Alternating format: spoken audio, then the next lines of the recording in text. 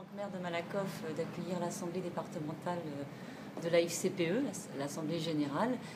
Pour moi, c'est très important, des parents qui s'impliquent, des parents qui militent pour la défense de l'école publique dans notre département.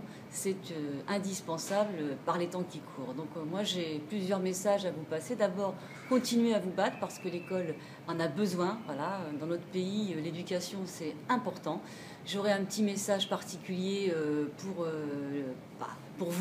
vous dire de continuer à batailler sur les RASED, par exemple, les réseaux d'aide pour les élèves en difficulté qui ont été laminés par les gouvernements de droite successifs, qui ont été à peine rétablis par le gouvernement actuel. Il y a encore beaucoup à faire. La prévention, l'accompagnement des élèves en difficulté, c'est très important. Tous les élèves peuvent apprendre. Tous les élèves en France ont le droit à l'éducation et ont le droit d'être accompagnés dans leur scolarité. Avec cette interpellation pour les présidentielles, ce que nous voulons faire, c'est faire de l'éducation une priorité pour le prochain quinquennat. La parole des parents d'élèves doit être entendue, écoutée et prise en compte. L'école, nous la voulons au cœur des politiques publiques parce que l'école décide aujourd'hui la société finalement de demain.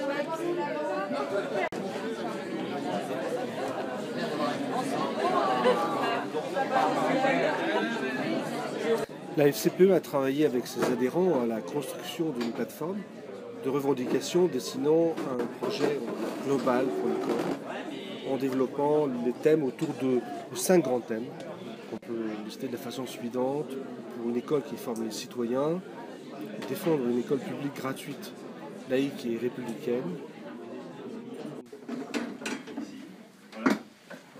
Ensuite, à Malakoff, c'est comme une histoire qui tient parents d'élèves et puis la ville. Voilà. Il y a encore des choses à développer. Peut-être, je vais passer le micro à Madame le maire un court instant avant de débuter nos travaux. Voilà. Merci à tous de votre présence et d'être nombreux. Bonne journée. Une terre d'éducation à Malakoff de longue date et j'espère encore pour de longues années, tant l'éducation pour nous est chère à notre cœur et tant elle est indispensable pour l'éducation, pour nos jeunes, nos enfants et nos futurs citoyens. Mais dans les Hauts-de-Seine, d'une manière générale, il y a eu beaucoup de mobilisation, notamment dans les lycées qui sortent de l'éducation prioritaire. Il y a encore beaucoup à faire sur l'école maternelle, cette grande école. Voilà. Sans l'école maternelle, on n'a pas vraiment de travail de prévention. C'est là que tout commence. Et l'école maternelle, il faut y mettre le paquet. Et on a encore beaucoup à faire sur la réduction des effectifs dans les classes, sur le plus de maîtres que de classe. Je suis ravie, bien évidemment, d'être avec vous. Vous le savez, la FCPE est un partenaire incontournable pour nous, pour travailler, pour réfléchir. Madame la maire le disait à l'instant. Il y a des sujets qui sont des sujets incontournables et qui ont été des sujets importants cette année. Je pense à la question des remplacements, la question du décrochage, la question de la formation des enseignants. Tout ça, ce sont des sujets, je ne vais pas énumérer, mais sur lesquels moi je travaille particulièrement parce que je suis membre en fait à l'Assemblée de la Commission des affaires culturelles et de l'éducation. Et je me suis spécialisée sur les questions éducatives. J'étais d'ailleurs maire adjointe aux affaires scolaires avant à Bagneux à côté. Donc bien évidemment sur tous ces sujets. Et la question de la place des parents aussi à l'école, la parentalité. Pour cela, nous avons toujours besoin de vos remontées, des informations de votre part. Plus nous sommes précis, et on l'a constaté, plus nous dérangeons, et plus les responsables départementaux et académiques sont obligés d'y regarder de plus près. Nous continuons aussi à dénoncer l'absence significative dans notre département de mise en place du protocole de remplacement dans les lycées et les collèges. Tous les responsables départementaux et académiques le savent, mais ils font comme si tout marchait. Et bien sûr, c'est toujours aux dépens des élèves. Le PI, enseignement pratique interdisciplinaire, ce n'est pas deux cours qui se superposent, mais bien des cours qui interagissent et qui font interagir des compétences et des connaissances. Ce qui est important pour la FCPE 92, c'est de s'assurer que les enfants mangent. Nous vous invitons donc à nous faire remonter toute difficulté que vous pourriez constater localement. Une seconde information est le renouvellement du contrat de concession, puisque l'actuel contrat s'arrête le 20 juillet 2018. Je remercie l'équipe et la présidente pour cette invitation. Ça tombe vraiment à point nommé, comment dire. Commencer l'année par une réunion de cette qualité, c'est pas pour vous flatter. Mais on en a besoin quand on est en responsabilité nationale et également locale, d'être au plus près et d'avoir ce type d'échange. Parce que, effectivement, dans cette invitation, on a parlé, et j'ai bien discuté avec vous, de l'idée, la vision de l'école de demain. L'école de demain, c'est ce que l'on vient de se dire là, ce que l'on est en train d'échanger. Et l'école de demain, ça se construit bien évidemment avec vous. J'ai envie de dire, quand on nous dit la FCPE, vous suivez le gouvernement, vous êtes tiède ou vous êtes pro, ce n'est pas comment dire, les réformes du gouvernement, c'est le projet éducatif de l'FCPE, c'est les 12 exigences de l'FCPE, c'est ça que nous avons porté. Et en 2012, quand il y a eu un changement de majorité, nous étions prêts. Nous étions tous dans différents ateliers, nous avons porté notre projet, nous avons exigé des choses et des évolutions à partir de notre projet. Quel est le projet de l'FCPE? C'est un projet progressiste, c'est un projet qui croit aujourd'hui, qui continue à croire et qui croit plus que jamais que l'école est un bien commun. C'est la question de la réforme des rythmes. Je vous rappelle, il y a eu l'appel de Bobigny. Certains de ceux qui ont beaucoup critiqué pour des questions catégorielles la mise en place de la réforme des rythmes étaient signataires. Effectivement, comment on pouvait supporter? On avait enlevé une demi-journée de temps. C'est un exercice, ma foi, très intéressant. Là, il y a des productions des candidats, parce qu'entre les productions des partis et des candidats, il y a toujours des candidats qui apparaissent. Donc, d'un côté, un peu un vide sidéral, et de l'autre côté, des choses extrêmement inquiétantes. C'est-à-dire qu'effectivement, les enjeux, la mère des batailles va être ça pour certains, parce que par là, on va détricoter un projet de société progressiste. Voilà. La question de la mixité sociale, de la mixité éducative est fondamentale.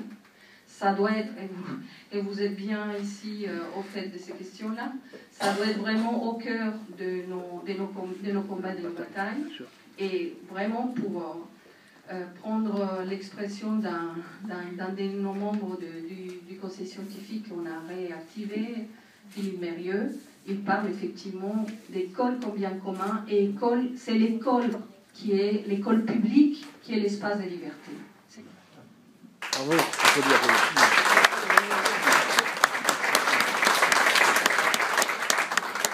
En complément, donc il y a une plateforme de revendication de la FCPE qui a été reproduite. Les gens l'ont déjà récupéré peut-être, mais je vous invite à les lire. Amené à vivre des écarts entre nos collèges, entre nos villes, et finalement le service public qui dans l'ensemble se dégrade finalement. Je voudrais aborder un aspect qui est l'augmentation des actes de violence. Alors ça peut être non-respect, harcèlement, enfin toute la gamme au niveau élémentaire. Parce que... Juste pour rebondir sur ce que tu disais, Liliana, tout à l'heure, il y a plein de choses qui sont mises en place, mais sur le terrain, on a des grosses difficultés à faire appliquer ce que ce que la Fédération nationale, nous, les adhérents de la FCPE au niveau départemental, avons essayé. Je parle du protocole de remplacement. Patrice a dit tout à l'heure, c'est un travail de longue haleine.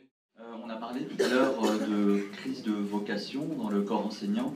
Dans le cadre de l'école de demain, c'est bien évidemment un enjeu majeur. Je voulais savoir, par rapport à l'attractivité du métier, du corps enseignant, est-ce que la FCPE avait une ligne directrice ou des propositions, des choses qui avaient été émises dans ce sens-là pour rendre effectivement à ce métier? Je suis représentante au sein de l'école élémentaire Rouget-Lille à Courbevoie, et je rebondis sur le témoignage de la dame sur la violence à l'école Rouget-Lille. Merci Madame Moyano de sa présence à notre Assemblée Générale, et aussi la remercier de son discours qui était qui était un vrai credo éducatif collectif. Et je pense qu'on peut en effet se féliciter de la mandature, la législative actuelle, qui a, à mon avis... En tant que professionnel, parce que je reçois beaucoup de demandes de stage 3e, puisque je fais du dessin animé, l'autonomie du collège qui consiste à dire, moi je vois les enfants qui arrivent, j'en reçois entre 6 et 10 par an, il n'y en a pas un qui a la même convention de stage. Donc ça veut dire qu'il y a forcément dans les collèges des gens qui rédigent des conventions de stage alors qu'ils ont autre chose à faire, et que ça me paraît être assez peu productif. Sur des questions de formation des enseignants et d'encadrement des élèves. Je ne sais pas dans quelle mesure la FCPE pourrait militer pour que les formations des enseignants soient plus de terrain. C'est des témoignages qu'on lit beaucoup de professeurs des écoles. Pour dire que le souci, je rebondis un peu sur les deux interventions, mais le souci à l'élémentaire, c'est qu'il n'y a aucune institutionnalisation du rôle des parents dans la discipline. Il n'y a pas de conseil de discipline auquel on est associé, ce qui fait que l'ensemble des problèmes évoqués, finalement, les parents d'élèves représentants en sont exclus, et on n'a pas la possibilité de servir d'intermédiaire aussi. Donc j'avais une petite proposition, comme on parle de l'école de demain, et aussi de révolution, c'est tout simplement de généraliser, on va dire, les classes double niveau. On a beaucoup parlé des problèmes de violence, on les constate dès l'école maternelle. Il y a un point sur lequel les parents remontent souvent, c'est la fermeture finalement des écoles pour les parents suite aux mesures Vigipirate.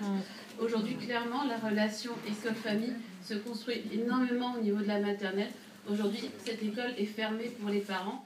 Des projets de porter en tout cas un corpus au moins de 75-80% de thématiques communes avec les grosses fédérations, enfin je vais dire la PEP et l'UNA. Ce qui serait utile pour les parents d'élèves, c'est des heures de délégation. Voilà. Donc être reconnus en tant que parents d'élèves, comme les syndicats le sont dans les entreprises, parce que sans ces heures de délégation, on aura toujours des problèmes pour recruter de nouveaux parents. Que les employeurs vont laisser partir les salariés, même si la loi le permet. On sait bien le rapport employeur-employé, de toute façon, comme il est. Par contre, c'est vrai que former les parents, c'est très important. Et un truc auquel je pensais, c'est qu'on a tendance à toujours répéter les mêmes choses. Enfin, c'est un éternel recommencement. Et les formations très bien faites à la maille nationale, au format MOOC, ça serait génial, honnêtement. Parce que c'est grave que nos enfants... Il n'y a pas de sécurité. Ce que j'ai vu à Montpellier en 92, parce que j'ai dit, peut-être c'est différent par rapport à nous à 95, mais en fait, c'est la même chose, c'est la même méthode. Donc avec bien évidemment, c'est les CDPE et les collectifs régionaux qui se positionnent, qui candidatent pour organiser ces grands événements-là. Et nous avons un événement à Paris lors de notre journée des présidents du mois de mars, où nous allons questionner, interpeller les candidats qui pour nous seront dans le champ de, disons, républicain et du progrès républicain à partir de nos exigences, voilà l'école que nous voulons, voilà les projets que nous défendons, voilà ce que nous portons, quelle est votre position? Nous sommes une fédération de 310 000 adhérents, derrière les adhérents il y a Nous terminons notre Assemblée Générale des Conseils locaux. Nous sommes très heureux de cette matinée et nous remercions vivement Liliana Moyano, la présidente de la FCPE nationale, pour sa participation et la richesse des échanges qu'on a pu avoir avec elle autour de l'école de demain.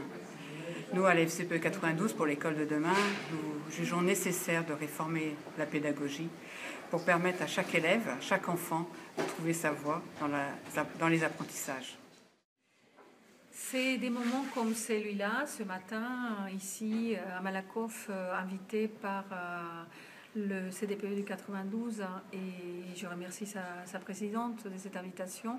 C'est des moments comme ça qui nous remplissent d'énergie et d'allant pour construire notre projet et continuer à le communiquer et à développer ce projet d'une école, l'école de demain. Cette école qui est centrée sur la question de l'école publique comme bien commun, l'école publique comme liberté, cette école que nous devons construire tous ensemble. Merci à tous les militants qui se sont mobilisés ce matin.